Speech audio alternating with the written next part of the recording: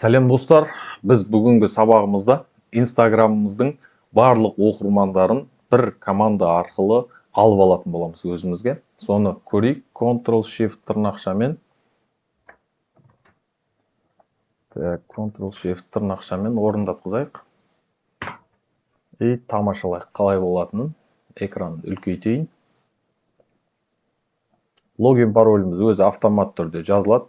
Мен мына жерде ештеңе жазып жатқан жоқпын. Не сейчасты басып қоя салайын. Уведомлениясын алып тастайын.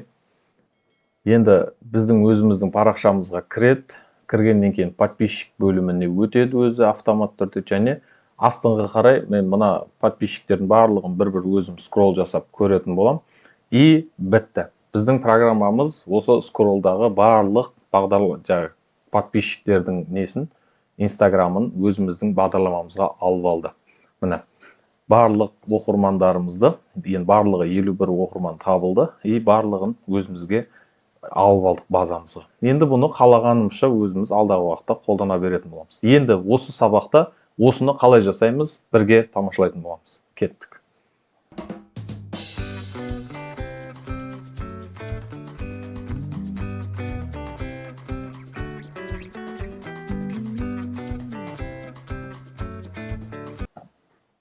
Ең бірінші бізге мына кітапханалар керек болады. Біріншісі Selenium, оның ішінде WebDriver, браузер қолдану үшін. Selenium, WebDriver, Common, By, тізімдерді алу үшін By арқылы кілттік сөзі.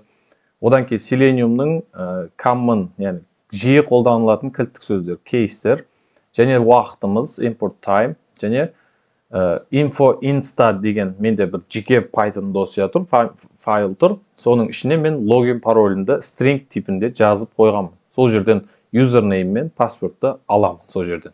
И енді оны сіздерге көрсетпей қоям. Мына не жерге логин пароліңіз жазып қойсаңыз болды. Ары қарай өзіңіздің инстаңызға кіргеннен кейін барлық нәрсесін істейді. Енді бізге бір ғана класс керек. Ол Instagram деген классты аштым. Ішіне бірінші классты тағайындамас бұрын керекті нәрселерімізді қойып аламыз. Инитизация жасаймыз. Init функциясын қолданамыз. Браузер ретінде Chrome'ды қолдандық. Self username, жоғарыдан алған username-імізді password деп, жоғарыдан алған passwordты қолданамыз. Ары қарай кіру. Біз ең бірінші Instagram несін ашқаннан кейін, классын ашқаннан кейін кіру деген бір метод береміз. Ол кіру үшін браузерімізді ашамыз, және браузердің жоғарғы вкладкасына мына сілтемені қоямыз. Instagramның аккаунт және логин деген сілтемесін қоямыз. Сайт полный толық ашылып алғанға дейін time sleep 3 секунд. 3 секундқа шейін күткізе тұрамыз. Страница толық ашылып болғаннан кейін ары қарай жұмыс жасаймыз. Ары қарай username in мен password in деп екі айнымалы тағайындап аламыз да, жоғарыдан name бойынша іздейміз. Біз сайт ашылған кезде, мысалға қазір бір сайт сіздерге көрсетіп кетейін. Мысалға Instagramның сайтына кірсек, мен жерде өзімнің аккаунтым тұр, логаут жасаймын. Мына осы жерге кірген кезде, мысалға user another file, мына жерге кірген кезде, осы страница келді ғой бізге. Енді осының кодын көріп аламыз. Осы жерде мынаның name бойынша іздейміз. Мысалы, класс input'тың ішінде value name, мысалға мына жерде email болып тұр, email біздің кодымызда ол email болып тұр. Name бойынша іздеп атамыз. Екінші бізде password'тың кодын көрсек, password'тың коды бізде pass деген тұр. Value name pass. Осы pass деген кілттік сөзді қолданамыз да, осы жерді тауып аламыз біз. Сөйтіп, username in мен password in'ді қолданамыз осы жерде. Ары қарай username in'ге жоғарыдағы өзіміздің логинімізді жібереміз, passwordқа паролімізді жібереміз. Және кейсті қолдану арқылы бір enter'ды басып өзіміздің аккаунтымызға кіреміз. Кіргеннен кейін 10 секунд күттіреміз. Enter'ды басқаннан кейін 10 секунд күтеді, өйткені логин жасайды ол жерде, сайт қайттан екінші страницаға өтеді, соның барлығын күткізу үшін. Енді сайтымызға кіріп болдық. Кіріп болғаннан кейін оқырман алу деген бізде жеке бір функция создавать етіп қойдық. Ол не істейді? Сайтқа кіреді, Instagram.com-ға кіреді. Кіргеннен кейін біз жаңа логин парольімізді жазып кірдік қой. Кіргеннен кейін өзіміздің парақшамызға өтеді. Мына жерде self username деген жаңағы біздің аккаунтымыздың парақшасына өтеді және 5 секунд күтеді сол жерде. Одан кейін оқырман сілтемесі. Біздің жоғарыда өзіміздің подписчики деген не бар ғой. Соны сілтемені бастырамыз. Оған не істейміз? Find element by XPath. XPath'ды білесіздер қалай алу керек екенін алдыңғы сабақтарда да көрсеттім XPath'ды. Мына жерге href followers деген сөзі бар нәрсені таптық та соған XPath бердік.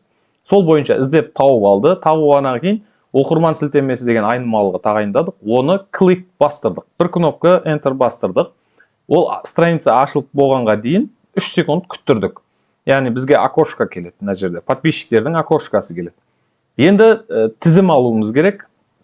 Ол жерден тізімді try exception қабылдап алайық. Мысалы modal деп self browser find element by CSS selector'ды қолдандық бұл жерде. Div'тің ішінде style overflow hidden auto. Мына жерде бізде автомат түрде бір 7 ғана подписчикті береді Instagramның парақшасы. Одан кейін біз астына скролл жасағаннан кейін ғана келесі жетілікті жүктейді. Одан кейін астына түссек тағы келесі жетілікті. Дәл сөйтіп скролл жасаған сайын ол тізімге шығара береді. Hidden болып тұр өйткені мына жерде CSS қолданылған. Сол үшін CSS селекторды қолдандық бұл жерде. Және оқырмандар тізімі табылды. Яғни астына скролл жасаған сайын оқырмандар тізімі табылды деп экранға жаздыртамыз. Ал егер біткен болса, немесе ол скролл жасалмайтын болса, қате оқырмандар тізімін терезесін табу мүмкін емес. Яғни мүмкін болмады деген жазуды шығарып береді. Арғырай ең соңғы биіктік, яғни ең астына түскен кезде, скролл жасаған кезде түскен жерімізді тағайындап алуымыз керек өзімізге. Last height, яғни ең соңғы биіктік. Execute script return arguments 0 scroll height. Мына скроллдың ең астына түскенін білдіреді мына жерде. Оны модал қып жібереміз, жоғарыдағы модалға. Біз оқырмандар тізімін алып отыруымыз керек өйткені. Одан кейін барлық оқырмандарымызды алып болғанға дейін скролл жасасап, әр скролл жасаған сайын 2 секунд күттіріп, өйткені жүктеу жылдамдығы бар ол жерде. Сайтқа біздің қолданушыларымыздың тізімі келу үшін 2 секундтан күткізіп отырамыз әр скролл жасаған кезде барлық оқырмандар келгенге дейін. Және жаңа биіктік астына қарай түстіре береміз. Scroll height бұл жерде де модал. Енді жаңа биіктік пен ең соңғы биіктік екеуі бірдей болған кезде, яғни скроллдың ең соңғысына жеткен кезде тексереміз. Жаңа биіктік пен ең соңғы биіктік екеуі бір-біріне тең болатын болса, тізімнің соңына жеттік дейміз да, ары қарай уже барлық қолданушылар келді ғой бізге. Соны тізімін алуымыз керек өзімізге. Тізім төмен қарай жылжытылуда, яғни бір-біріне тең емес болған жағдайда астына қарай түсе береді. Енді біз барлық тізімнің соңына жеттік. Жеткеннен кейін барлық оқырманды алуымыз керек енді осы жерде. Self тізімді түсіру деген түсіре береміз. Сен жоғарыдағы нәрсені осы жерде қолданамыз оқырманды алуда. Түсіріп болғаннан кейін elements, find elements CSS selector.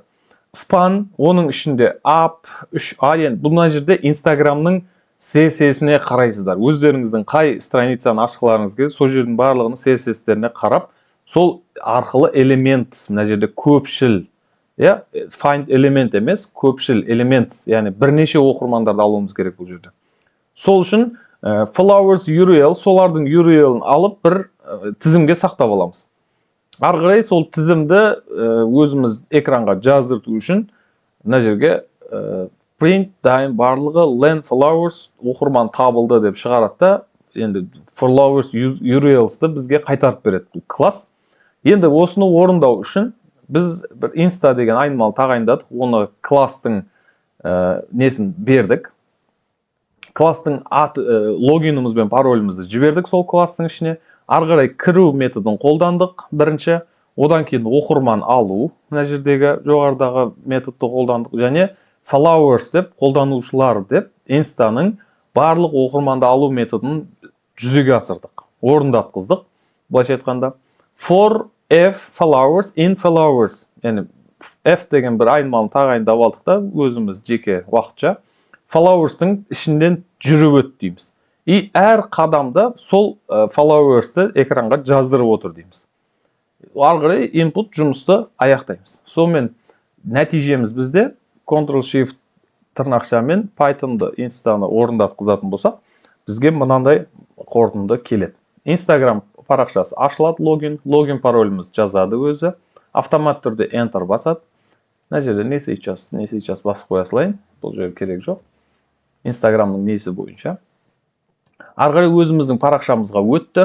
Парақшадан кейін подписчик деген батырманы тауып алып басты. Ары қарай біз скролл жасаймыз. Астына түскен барлық қолданушыларды, оқырмандардың барлығын біз тауып жатырмыз мына жерде. И бітті, тауып бітірдік. Бітіргеннен кейін сайтымызды жабасақ болды. Міне бізге барлық оқырмандардың сілтемесі келді. Ары қарай жұмысты аяқтау үшін Enter'ды бассақ, бағдарламамыз бітеді осымен. Enter'ды басамыз, бітті. Программадан шықты. Дәл осылай келесі сабақтарда да осы Instagram'ымыздың бір жоба жасауды тағы да жалғастыратын боламыз. Бұл Selenium тақырыбы өте қызықты. Кез келген сайттан, кез келген ақпараттарыңызды осылай зерттеу, кішігірім зерттеу арқылы мәліметтеріңізді ала аласыздар. Бұның барлығын өзіңіздің базаңызға сақтай аласыз, ол базадан әртүрлі мақсатта қолдана аласыз. Келесі сабағымызда кездескенше, түсінбеген жерлеріңіз болса, міндетті түрде комментария қалдырыңыздар. Сау саламатта болыңыздар.